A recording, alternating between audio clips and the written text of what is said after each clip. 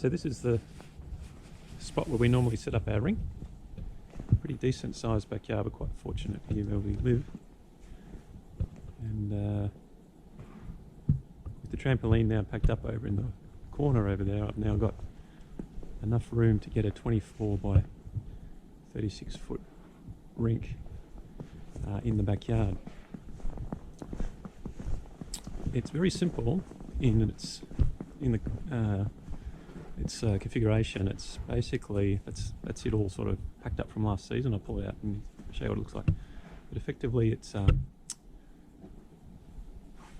series of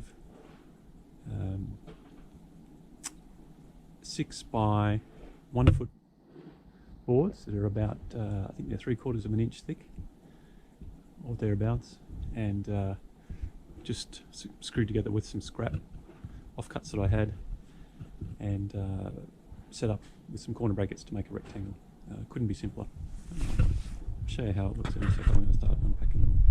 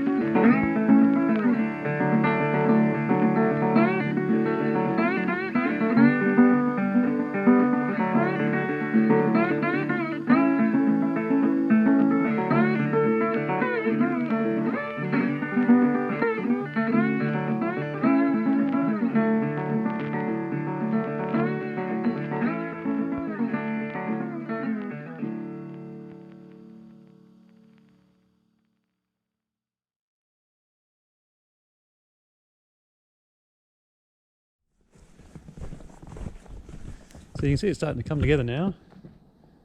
It's pretty basic. Just build the big box, put the brackets on the corners. Couldn't be simpler.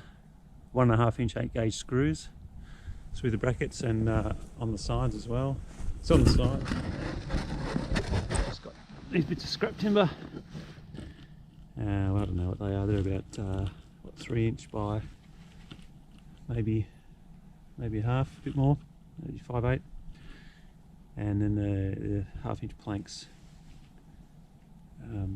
with the screws basically, for one here, one here, one here, one here, same again, and then you just build the box and some blocks underneath the corners to square it up. What are you doing, mate? Made a vase. Ah, very good. Is that a spare one? I like your shoes. And then we'll just I'll just keep going and do more of the same. And on the corners here you can see I've got bricks underneath because we've got a bit of a drop, and I've got to lift up the sides because the backyard's not flat here. Hi James!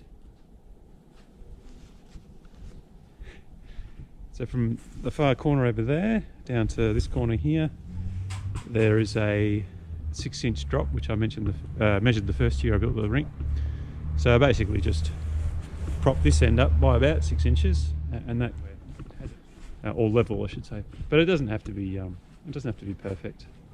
And then when I put the liner in, I just sort of backfill around here to stop the liner getting pushed underneath, just with some bits of timber and stuff. And then once the snow comes, well, it basically is self-supporting and backfill. I put some stakes along the sides, I'll show later, to support the sides.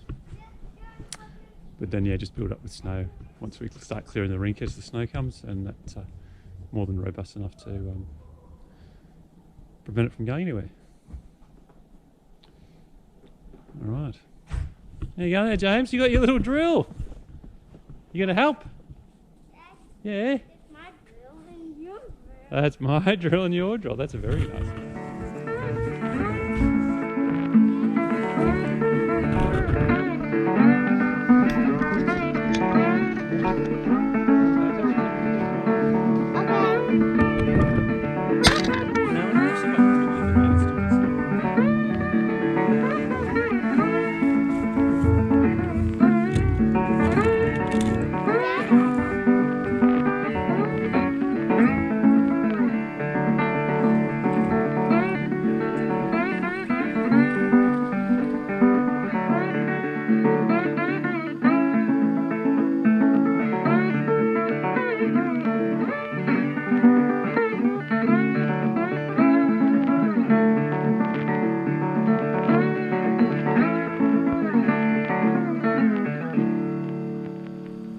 By 28 by 40 feet, which is ample.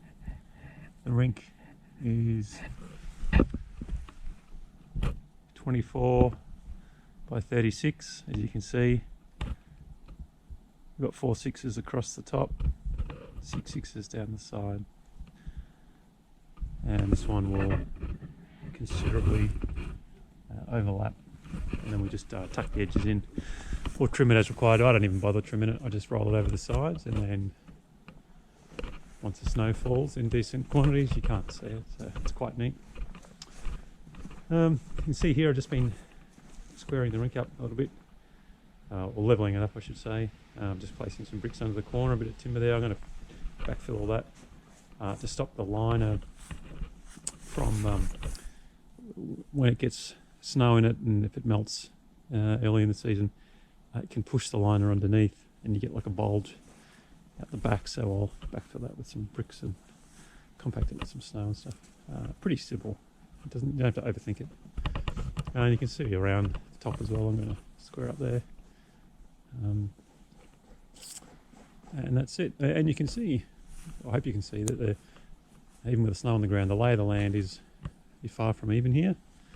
I think I mentioned last night there's a 6-inch drop from there to there, but because the boards are 12 inches high, that's fine. But normally the ice is only about 4 or 5 inches thick, and that means that obviously at the high end the ice is fairly low on the boards, and then we get down here and the ice is a lot thicker, but it can be quite thin up this side. But most people understand that once it's frozen, it's very hard and quite robust, so you don't need a great deal of thickness there. 1 or 2 inches is fine. Okay, that's it. Just going to finish off, tidy it up a little bit, but as I said, I'm not going to worry about it too much. And then unbox the liner, and then we'll start unrolling that. It's like a gigantic bed sheet, and then fit it up roughly, and then we'll wait for the snow to come. We're waiting. Forecast says there's going to be more snow this afternoon, so I expect that'll be nice just to sort of fill it. And as we did last season, we'll get a couple of snowfalls. This is our first decent snowfall on the ground, you can see now.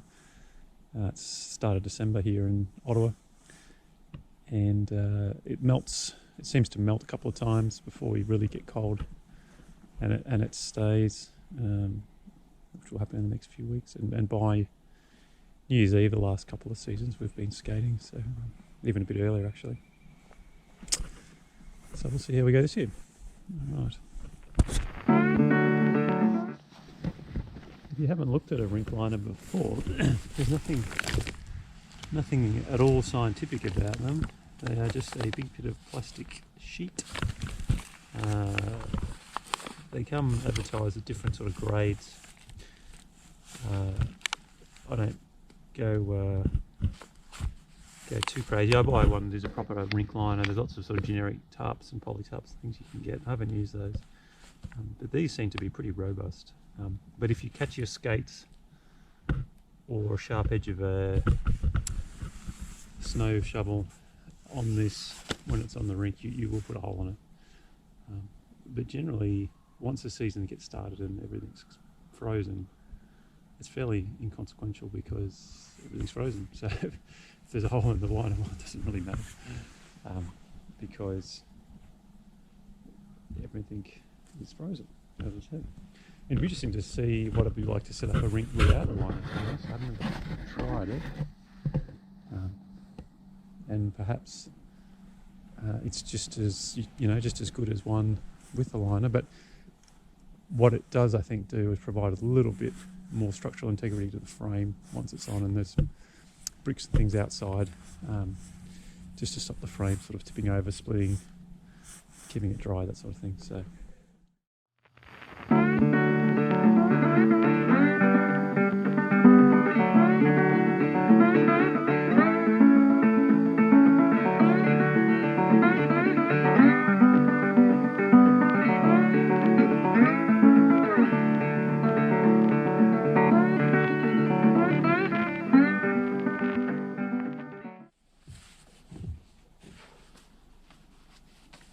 Alright, so that's the liner in. Pretty straightforward.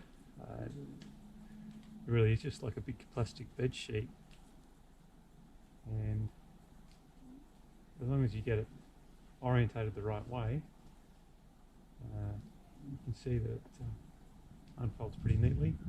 You also see along the side here that there isn't a huge amount of overhang on the sides, but it doesn't matter.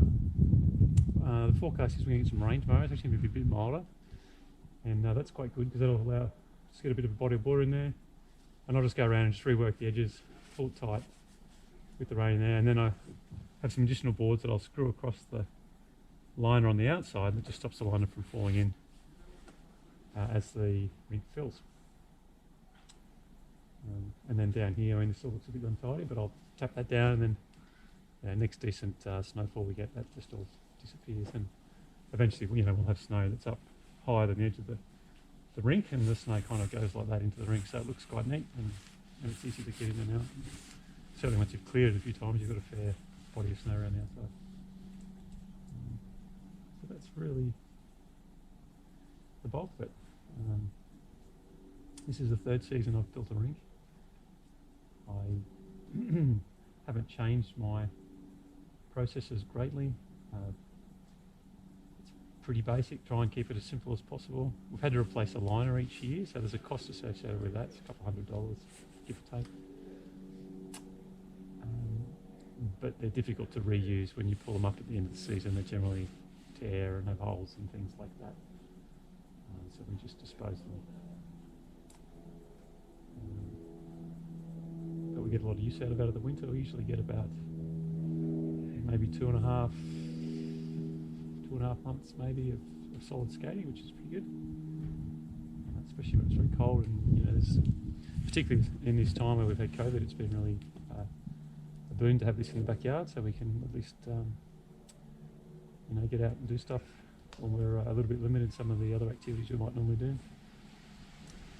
And I might make a video later on in the season with some just demonstrating some things I've learned regarding maintaining the rink. And again, that's not overly complex either. I don't have any fancy accessories or anything like that. I just effectively just let the rain and the snow fill it up and then freeze it, and then shovel it. Whenever we get a fresh dump of snow, we shovel it fairly promptly, because if it freezes on there, you can get into strife. But if you get the snow off quickly, that's effective. And then we'll just, if there's any, sometimes you get blistering and bubbles and things, you just go around with a kettle of hot water and just patch holes and stuff. And, that works fine. But don't need any kind of homemade Zamboni or anything like that, unless you want really bulletproof ice. And now I won't pretend it's the best ice, but it's certainly adequate for some rookie skaters and some kids to crash around on. And it's a lot of fun, and it's not a lot of work. I might add some more detail tomorrow when I start just adjusting entirely.